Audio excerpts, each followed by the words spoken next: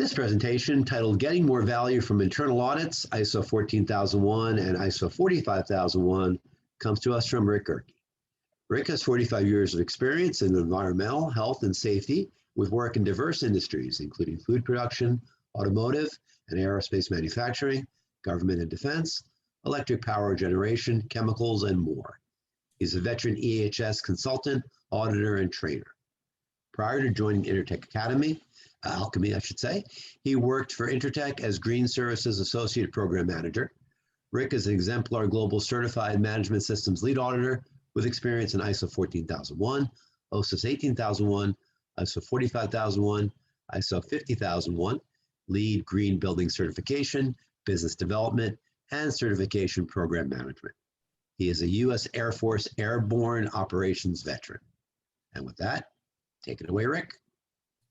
Thanks a lot, Mike. Hey, everybody. Thanks a lot for joining us today. We are going to talk today about getting more value out of your internal audits. And some of this information might be useful to you if you're doing other types of ISO audits. So what we're going to cover here is basic audit principles and program. We're going to borrow some language out of ISO 19011, which you may already be familiar with. We'll talk about a way to estimate audit time. We'll talk a little bit about planning for effective audits and some things that you want to do to prepare. And one of the things that we want to talk about too is writing findings, because sometimes we don't get trained on that naturally. We kind of figure it out by trial and error. So we're going to give you some suggestions on that. First, we'll talk about basic audit principles and a few notes about setting up an audit program. So we'll start off with a review of the 7 principles. These are straight out of ISO 19011. You're probably already familiar with these. If you've been auditing for a while, you may have seen it. But following these principles will help us do more effective audits and make them more reliable in support of the applicable management systems, whichever you're using. We're going to talk about ISO 14001 and ISO 45001 specifically today. We won't go into a lot of depth on this because most of you probably already have this. Integrity, obviously, hopefully we all have integrity, but we just want to make sure that we're keeping all this in mind when we're doing an internal audit, make sure we don't have any conflicts of interest, be aware of anything that might influence our judgment. This can be tricky, especially if you're working for a small company and you are auditing a process that your friend, for example, has responsibility for, or somebody that's above you in the management hierarchy. So we want to make sure that we're not being influenced by that. Fair presentation. This has to do a lot with making sure, again, that the work is reliable, that we make sure that what we're doing is consistent with the audit activities, interviews, and observations, and making sure that we're presenting anything. And if we encounter any obstacles that might have had some kind of an adverse impact on the audit process, we want to make sure that we know what they are and that we make them known to others. Professional care, just making sure our level of care matches the importance of the tasks we perform. When we're looking at critical things, could cause major damage to the environment or could get somebody hurt or worse. Make sure that we're aware of the confidence that our auditee has in us as we're doing our job, because what we're doing is helping people keep from getting hurt, sick, and having major damage to the environment. Are we able to make reasoned judgments? And for that, we need to have a lot of knowledge, and the more experience we have, the better we'll get at it. Confidentiality, this is pretty basic. Just make sure we exercise discretion in the use and protection of the information we get in the course of the audit. If you're auditing within your own organization, you probably already have non-disclosure, confidentiality processes and things like that. Make sure that we're only using this information in the interest of getting the audit done.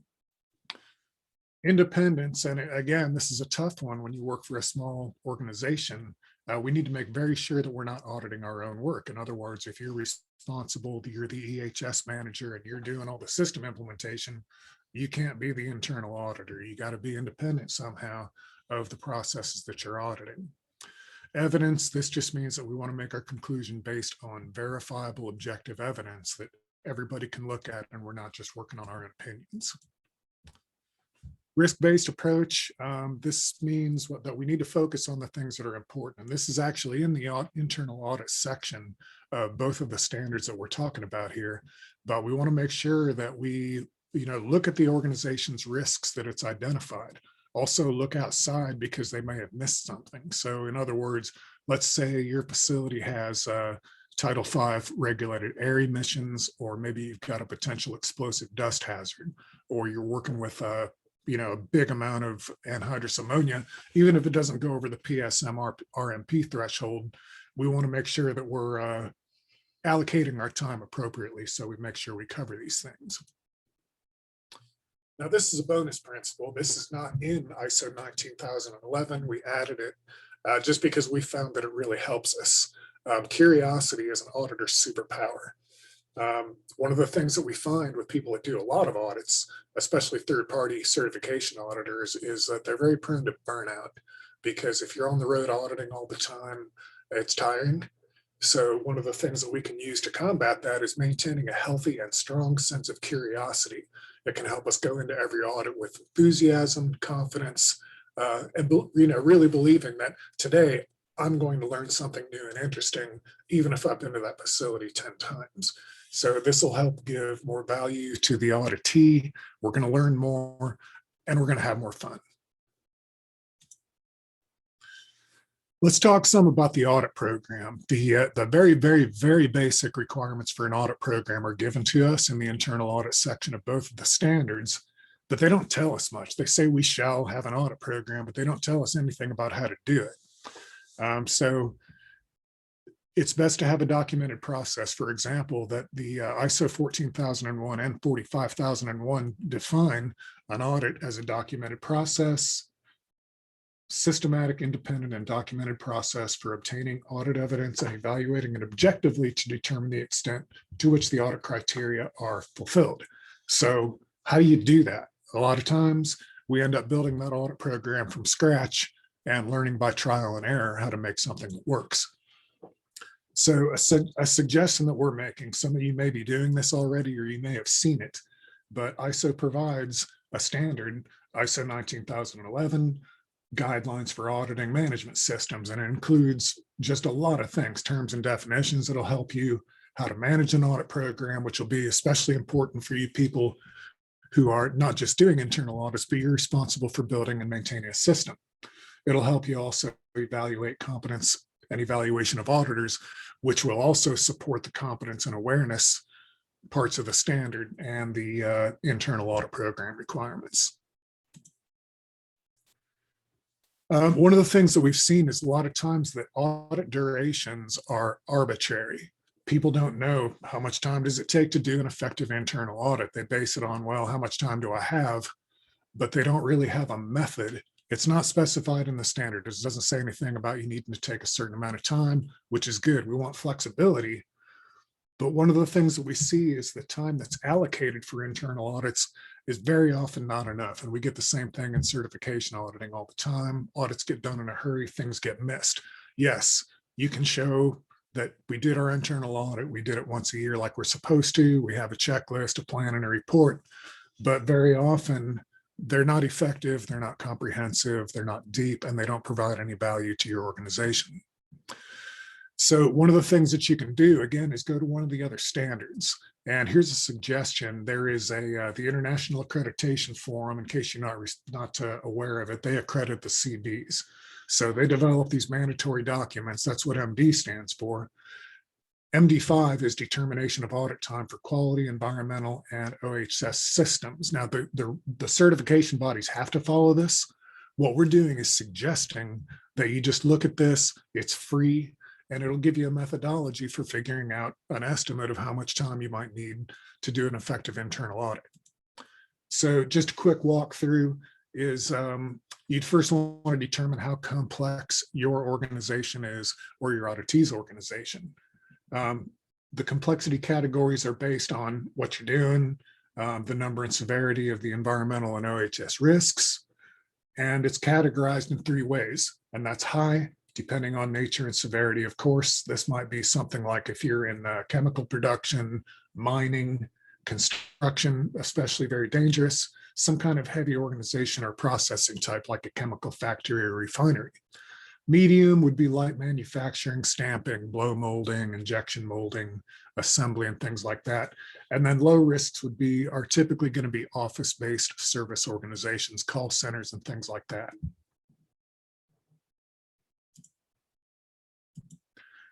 Now, once you've determined what the complexity is for your auditee, you can go to MD5 and Appendix C, and it'll show for each of these sectors, it'll say, okay, complexity high, gives an example list of what kind of industries. Same thing for medium, same thing for low. So you can see which of these categories your business fits into. Then, to estimate the amount of time, so notice here that the way this chart's laid out, and you'll be able to look back at this, they're calculated for a stage 1 and 2 initial certification project, because that's the way the CBs have to calculate their time for an initial audit. So if your management system has been up and rolling for a while, everything's going well, you might not need this much time to do an audit. So again, this is just a suggestion. The point is that you can use this to get a good ballpark figure on the time needed to perform a good audit. And remember that top management needs to ensure that all necessary resources are provided, and that includes time for your internal audit. All right, having said that, let's go ahead on and talk about planning audits.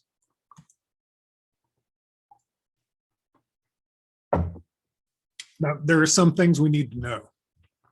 A lot of these you probably already know. If you're auditing within your own organization, you know what your planned interval, because you've got it hopefully documented somewhere. You don't have to, but hopefully you got it written down. Hopefully you have your scope, because that's part of the system. It's a required document. How many locations do you have? Are you auditing within your own organization or someone else? Are you doing a group? Do you have a bunch of sister plants that you're also doing an internal audit? You want to take that into account. What are the activities, environmental aspects, and OHS hazards? All this is really important.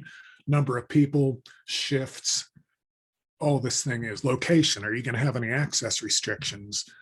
Is your auditee handling classified data for a government contract and some things that you might not be able to access, but there are hazards and aspects associated with it? You'll need to find out if your access is restricted, whether that's going to affect the audit or not. Decide if you're going to do it on site or remotely. Ever since COVID-19, we're doing a lot of remote work. So you'll want to find out if you're going to do that or not. And then, of course, as is required by the standard, you'll want to have the previous audit reports, if there are any, so that you can make sure if there are any problem areas, you can focus on it. So get copies of those reports. The standards themselves say some things that we need to cover. For example, the requirements of ISO 14000 and 45001, of course. Hopefully you have your very own copy of these standards if you're doing audits. If you don't, we recommend you get one. Sometimes people use extracts that don't have the definitions in them. So you'll want to have full copies that include the definitions, because those are critical to the meaning of the terms. For both standards, results of previous audits, if there are any, get the reports, and the importance of processes concerned. We already addressed that a little bit in risk-based planning. So we need to decide which processes are important, and there are different ways we can do that. For example, any process that supports a shall statement in the standards is important. We can't do a complete audit unless we identify those things and somehow make sure that our audit captures them. Now, sometimes you may not be capturing every item in every audit. Many organizations will spread it out because they don't want to have this great big huge event once a year. So they might divide it up and do a partial audit every month, and that's fine. You can set it up however you want, but you want to make sure that it's comprehensive. Another process you're going to want to look at is anything that controls an environmental aspect and an OHS hazard and manages the risks and opportunities. So as you're planning, you want to go through the aspects, you want to go through the significant aspects and the hazards and risks, making sure that all of the activities have been evaluated, and also finding out what processes manage the organization's legal and other requirements. And when I say that, the terms are different. ISO 14001 says compliance obligations. ISO 45001 says legal requirements and other requirements. They both mean the same thing. So focus areas, just a few ideas. One of the things is that people will sometimes tend to focus only on the significant environmental aspects. They need focus, but we don't want to put ourselves in a tunnel vision situation and not pay attention to the other ones. Because again, sometimes these things get missed. And also the method that organizations use for deciding what's significant and what's not sometimes doesn't work so well. Also be aware that the word significant is not a qualifier for hazards under ISO 45001 unless it's incorporated into the system. Remember too that some organizations will use residual risk to determine what the severity is. So final risk scores might not be a good indicator. One of the things that we want to look at, of course, is the controls that reduce the risk to the residual risk. So just because something's, red, yellow, or green on that spreadsheet doesn't mean that we ignore all the yellow and green stuff. We still want to check and find out if we want to look at it. Use your knowledge. Hopefully you've got some experience. You've been at this for a while. If you haven't, you'll get it. Again, stay curious. So look at potential environmental impacts and injury. Don't forget to include mental health when you're looking at ill health, and naturally take a look at the regulations, look at the legal and other requirements, and find out what processes are in place for the organization to maintain compliance. Focus areas, there are a bunch of examples here. Your list is probably bigger. These are relatively simplified examples that we're looking at here. You'll notice here that a lot of the things that are included are the actual production, manufacturing, and service processes, but also on this list is all the support processes, because you've got things like utilities, wastewater handling, maintenance, especially contractors, especially because a lot of times they're in there doing the dangerous work that you don't want your own people doing, because that's not where they specialize, and a lot of contractors do. Obviously, refrigeration systems, especially if you're working with a lot of ammonia, all these other things that you see, rail spurs, also everything around the facility, because there might be something dangerous going on nearby that you want to know about. If you look and your neighbor facility's got a rail spur and you see a bunch of train cars out there, tank cars, I would want to find out what's in those things, right? Because it might be ethylene oxide or something like that that you want to make sure, if there's a hazard that's not under your organization's direct control, you still want to know about it. So here's just a recommendation on writing an audit plan. The standard doesn't tell us how to do it. We recommend some kind of a controlled document that has an audit plan template. We also suggest that you assign each part of the standard to specific people if you're using multiple auditors on a team. If you're doing it alone, well, you're on your own. In this example audit plan, you'll notice that the times are specified for each activity. You may need a little more, or a little less. Most audit plans don't survive the first day of the audit, especially in a complex facility, but this will give you a starting point, and it will also give your auditee some time in advance to schedule the area visits and interviews, make sure the people that you want to talk to are available. In this organization, we're covering shifts. We look at our auditee, they've got 2. So here we have the planned audit, both of them during this audit day. As we go into second shift, we're auditing functional areas and processes that we identified as important when we looked at the organization's hazards, risks, and aspects, and so on. All right, so just some recommendations on things to do with your audit plan once you've done it. This is complex. Again, most plans change. So once we get it done, we want to share this audit plan with everybody else. Look over the plan, confirm everything's been covered, make sure that the time is accounted for. If you allocate 4 8-hour days, you want to make sure that all that shows up in your audit plan. Make sure if you're using old boilerplate, don't leave another auditee in there or another date or something like that. It's just going to be hard to track, could cause confusion. Get some feedback from the auditee and your other team members too. They may spot something you missed, and be ready to change it. Okay, let's talk about some things for preparing for audits. And these are, again, to get you set up and prepared to do an effective audit, so you're not just going in there without a planned approach. Some things you'll want to ask for, again, in your own facility.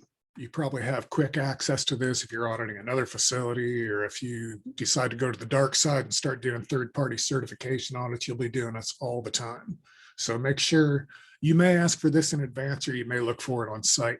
If you don't ask for it in advance and look at it off-site, you could send your auditee a list and say, these are the things that I'm going to want to look at. That way they're not spending audit time gathering these documents for you after you get there. So we recommend having a list ready and either sending it in advance, or when you get to your auditee's site, if you're going off-site, just give them a heads up. These are some of the things that I'm going to be looking for, and save yourself some time. Another few words on remote auditing. Again, this is happening a lot.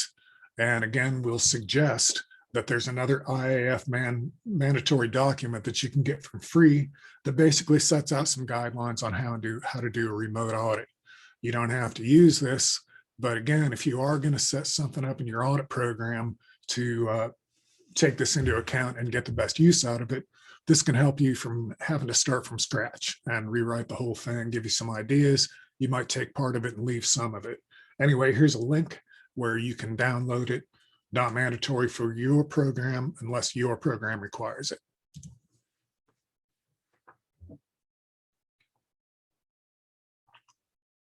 I'll say this one more time because I see it happening a lot, where I go into do an audit and somebody does not have their own copy of the standard. If you're implementing a program or auditing a program, you really need to have this. So make sure you got that. Any kind of attendance sheet, audit notes, or notepad, just something, audit report form if you use it. Some people really like to use turtle diagrams. They're good for mapping out a process. We find them more commonly in quality management systems, but I've found that for some situations, they're useful on doing EHS management systems. So whatever else you need, we recommend a checklist, but you don't have to use one. It's just a good idea to do so we don't miss things. Here's some notes. We've had a debate running for decades, literally decades, on checklist auditing versus process auditing. Process auditing evaluates the inputs, outputs, and functions of processes, and is very useful for helping us find out if a process is effective or not. Basically, it helps us find out if the outputs from one process are being used as input for other processes. Now, on the other hand, checklists are useful, like I said a minute ago, for helping us remember to check everything we need to check. For example, all of the clauses, subclauses, and requirements in the standard we're auditing. Now, checklists have been criticized for years because what's happened is some people will get a checklist and they'll go down, they're looking at every element in the standard and everything, and they're going, check, yes. We see something that here's a procedure with this name on it, check, they got it.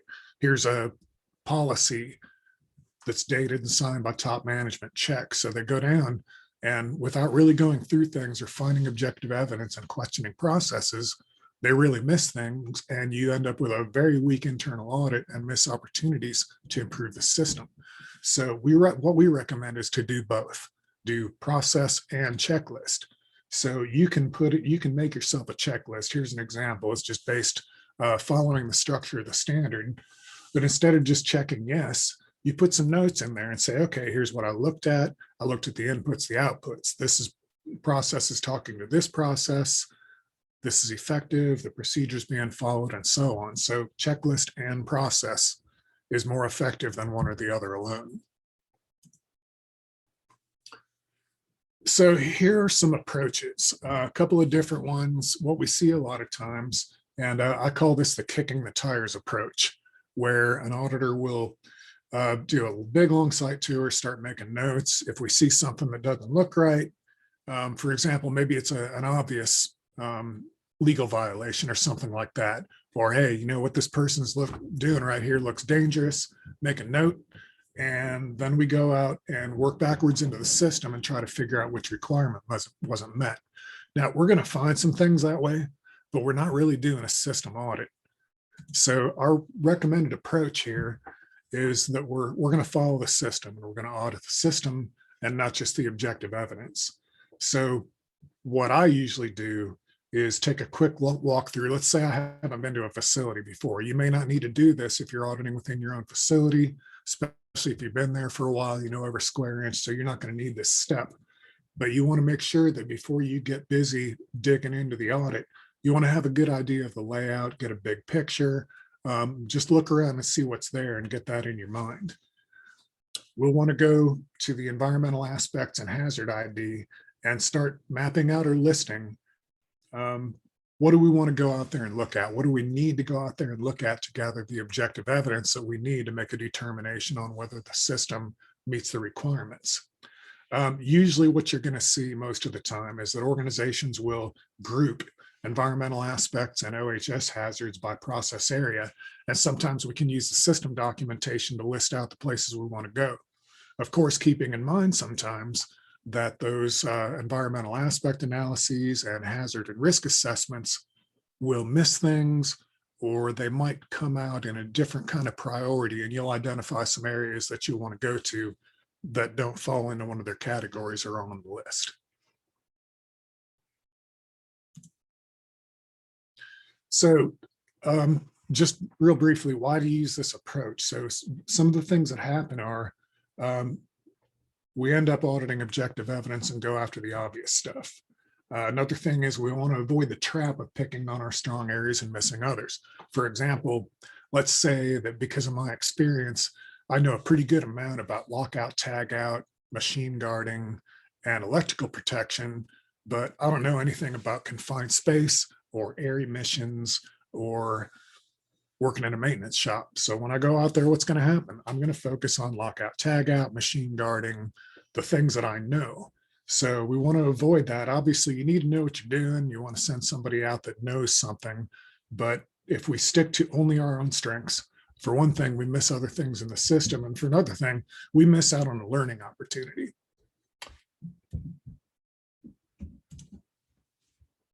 Okay, so here's a way to follow the system. So you go to the aspects, hazards, and risks, and you identify these, and then you make a list. Here are the things that I want to look at during this audit. These are things that are important. That's where I'm going to focus my time because we only have so much of it every time we go out.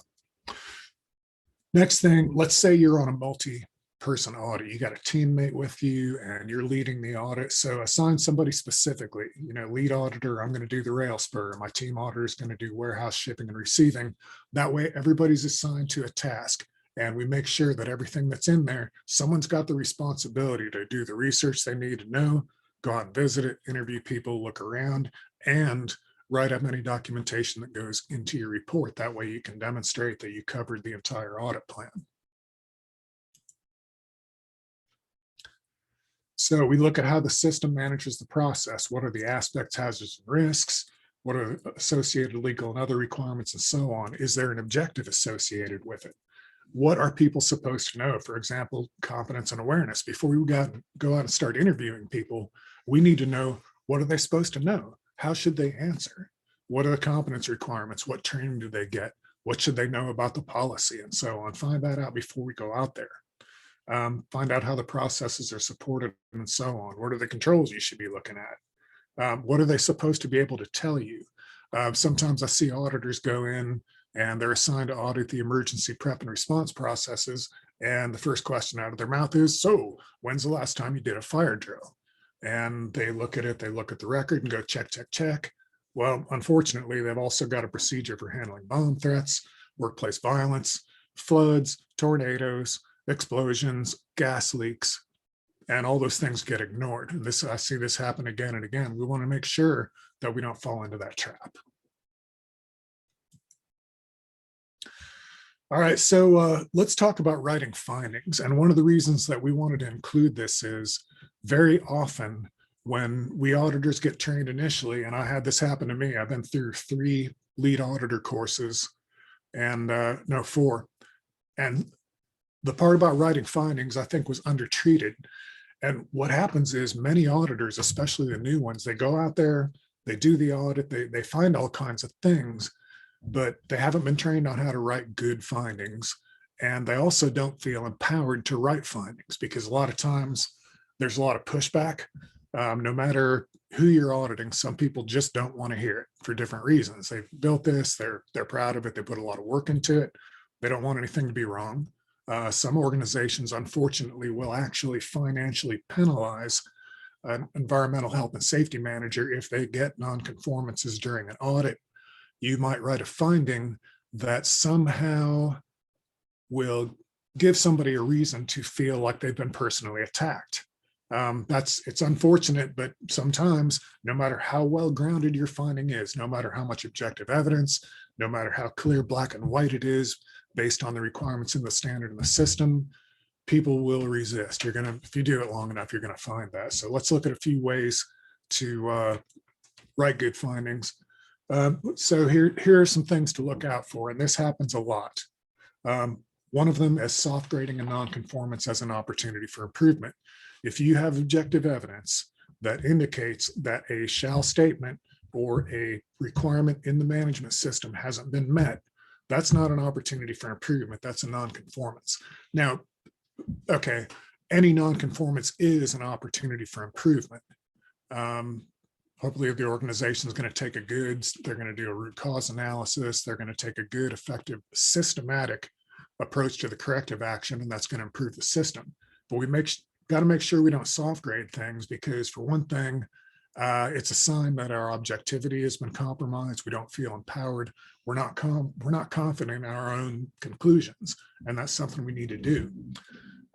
Also, a lot of organizations will decide in their procedures, well, if it's an opportunity for improvement, we may or may not do anything. If it's a nonconformance, it invokes our corrective action procedure, and we have to do something about it. So keep that in mind. Putting a nonconformance under the wrong clause, that happens sometimes. Sometimes there is no right or wrong clause. You see objective evidence, and it might point to a nonconformance in multiple places. For example, let's say you go out in the maintenance shop and you see that the grinder guards clearance are off. So you know from your own experience what those clearances are required by OSHA. Say you're in a federal plant state. So you say, oh, that's wrong, non-compliance. But the thing to do is go back to the beginning. Did they identify OSHA as an interested party? Did they understand that OSHA's expectation is that they comply with 29 CFR 1910 part blah, blah, blah, right? So find out, was that caught? Let's say it was. Then you look at their legal and other requirements list, and you look down, and let's say you see OSHA, but it doesn't break it out far enough for them to have recognized that as a legal requirement or another requirement. So that's a place the finding might go. Then you go into the shop, ask around, hey, did you know about this? And if they're not aware of the requirement, then they have not identified their legal and other requirements and implemented processes to stay in compliance. You could look at their evaluation of compliance. Did they check to find out if they were in compliance with that issue? If they didn't, that's another matter. Some organizations will only write a finding against one clause, or if they see objective evidence that indicates nonconformances under multiple clauses, they might write more than one. Vague, non-actionable, that's a problem. For example, if I'm writing a finding and I say, well, it's not really clear how the system does this, that is pretty useless. As auditors, it's our job to get clarity, because if we don't get clarity, one, we can't make a solid, confident decision. And the other thing is, if we give somebody a finding like that, then they're going to go, okay, how clear is clear? How do I demonstrate this? So we want to make sure that our findings say, the organization has not this, and then you cite a requirement that's very specific. That way they're not wondering, what do they mean? How can I even address this? We need objective evidence. That means we don't base our findings on our own opinions. We point to a requirement, we point to objective evidence, we talk with the auditee to make sure that we've understood everything. That way we can give them something useful, right? Might not be based on a requirement of the standard or the system. Again, we want to make sure that we're not pulling our own opinions in. I've seen it done this way for years, therefore it has to be done this way. That's not a good idea. We need to stay flexible and curious and make sure that we're auditing that system and not bringing a bunch of baggage in with us. Anything that focuses on people rather than management system. Again, as auditors, it's not our responsibility to point the finger and lay blame on any of the auditee's personnel. We write the finding based on the standard and the system and the objective evidence. If a person did something they weren't supposed to, or they didn't do something they were supposed to, it's up to the organization's corrective action system and root cause analysis to figure out what that is. Again, we are auditing the system, not the people. And it's a good idea to make that clear to your auditee. It'll help put people at ease, and it'll just help us remember that we are auditing the system, not the people. Okay, let's run through the types of findings. You're probably already familiar with these. You've been at this for a while. So they're typically classified as major nonconformances, minor nonconformances, and opportunities for improvement, which we mentioned. So let's look at some of the definitions. Typically, a major nonconformance means something's really broken. For example, one or more of the requirements that raises doubt about the capability of the management system. I pulled this out of the ISO standard. I do a lot of stealing when I'm writing these. Anyway, it's something that adversely affects the ability of the system to achieve expected outcomes or to control a process for which it was intended. So material risk, that means it's something significant, right? It raises doubt about the ability of the management system to achieve its policy and objectives, that's what it's for. So just a few examples that you might see. For example, an internal audit isn't completed. That busts a major clause, and that's an automatic major. Didn't do a management review, again, totally busted clause. Now, isolated regulatory violations, you're probably not going to write a major unless somebody's about to get killed.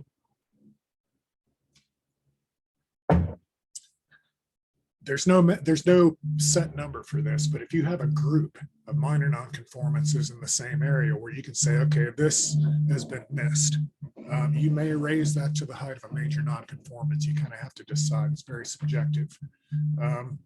Lack of follow-up on nonconformances. The corrective action process, including a good root cause analysis, really is the part of continual improvement. So if an organization is not following up on these findings, whether it's a nonconformance or a noncompliance, they're not going to get any better. These things are just going to fester. Or nonconformances from a previous audit haven't been corrected and closed. Again, the organization's system is supposed to pick those up and do something about them. Minors, these are smaller things, right? Say it usually doesn't represent a material risk to the environment or health and safety. It's something that might be a problem. Just, one little example, the organization's done a PPE hazard assessment, certified it, and they've decided that everybody in the plant needs to wear their safety glasses. That could be typically a minor nonconformance. It's not widespread. Nobody's gotten hurt and so on. So again, doesn't raise doubt about the capability of the management system to achieve its policy and objectives. By the way, if you're in any kind of a sizable organization, no matter how good they are, when you go in there with a different set of eyes, it's very likely that you're going to find things. So another reason not to be bashful about writing nonconformance is you're still pointing out something that somebody there missed. It could protect the environment. It could save somebody's life. So don't be shy about pointing these things out. Here's some examples, just like we talked about. Let's say you find an obsolete document in use. You go out there, here's the emergency response posting or something like that, and you find the phone numbers are wrong. Something's changed. A specific person's been named and that person's gone, something like that, because the document didn't get updated, right? Not a huge deal because people still probably know how to call, but it is a system nonconformance. Isolated issues with procedures not being followed. Again, isolated operational control issues. Now, some of them, and you might hear this called a technical foul, and this is where a procedure is very, very specific. For example, this document must be signed by top management in blue ink, and you pull this thing up and, well, it's signed in black ink. Or somebody's been told that they need to use some specific PPE. You look at the risk assessment, and it says, okay, we got a chance of hand injuries here, and over here in the control column it says safety glasses. So these are generally things that are not going to get somebody hurt, but there's objective evidence that the organization is not following its own requirements. Okay. Opportunities for improvement. Let's talk about those. OFIs, depending on whether you're doing internal audits, second party supplier audits or something like that, can be very subjective. So we've got a recommendation on how to write them just to make sure that we don't soft grade nonconformance. So in a case of an OFI, this would be a place where the requirement has been met, but based on your experience and knowledge as an auditor, there could be additional value or there's potential for a future nonconformance. Now, this is different depending on your position. For example, if you're doing an internal audit or if you're a consultant, when you're writing things up, you can go ahead and make suggestions. It just depends on how your program's set up. If you are doing accredited third-party audits, we're not allowed to do that. All you do is point out the problem, but we can't make any suggestions or say how to fix things or something like that. So make sure you comply with your own organization's audit program and do what it says. So here's just a few examples. All awareness requirements in the standard are being met. However, there are some things in 45,001 which are not included in the competence training and awareness procedure. Notice that we've stated that it meets the requirements in the standard in the system, but we're just saying, hey, this is missing. We're not making a suggestion that they add them or given a list of things that are missing. We're just saying, hey, you might want to take a look at this. It could make your process a little more solid. So again, recommendation for OFIs, again, this depends on your own program, but you might want to start off with a statement of conformance. And the reason for this is it gives somebody that's reading this, say a tech reviewer or your customer or something like that, it gives them some confidence that you're not soft grading and it's actually an OFI and not a nonconformance. All right, so here's a model. And this is something you don't have to follow it, but it's just a recommendation. First, complete the audit trail before you write a finding. And this goes back to that kicking the tires approach. Go ahead and explore the system, look at the related processes, find out if the inputs from here are the outputs from here, and all these processes are talking to each other. Make sure you go through it. So it's very common practice, both in internal auditing and third-party certification auditing, to write nonconformances against a single clause of the standard. And it's also common practice to write only a single nonconformance, even when the objective evidence points to more than one problem. The issue with this is sometimes the auditee's investigation, root cause, and corrective action may not be complete. So you can also consider writing a multi-clause nonconformance. Again, it depends on your own organization's audit program. So the way we recommend it is first write the finding. What's not being done is required. Now, you can also write the requirement first because you want to tell the organization what specifically is required. So you're going to say you cite the clause or subclause out of the standard. And you can also, if it's something that's part of the organization's program that goes beyond, that's okay. Then you can put down the objective evidence. For example, what shows this being done or not done? What did you see? What did you find in the organization's procedures or policies or something that said, this is how we do it? You went out and observed people and talked to them. It's not being done. That's your objective evidence. So put these things together so that your auditee can look at that thing and know exactly what the problem was to the best of your ability. Just a few example nonconformances. You'll see a lot of these. For example, processes for control of documented information. I'm focusing on this just because it's a simple example. One of the things that we hear when we do a lot of audits, people say, oh, you're just nitpicking. Well, here's a little anecdote. Nits are baby lice. If we don't pick them, they spread. I know that's kind of gross, but think about it that way if somebody accuses you of nitpicking. So in this case, I just refer to 45,001 and put the clause in. We have to be careful about using whole text out of the ISO standards because the ISO Copyright Office frowns on it. So in this case, we go out and look at machines. Lockout, tagout procedures posted on line 2 presses are obsolete. So be specific, that way the organization can go out there. If you just say obsolete lockout, tagout procedures, they don't know which one you're talking about. So you want to point them and say, this is exactly what I saw. Outdated emergency response plan in the chemical storage building. Again, be as specific as you can in the objective evidence because you want to make it very clear, this is what I saw.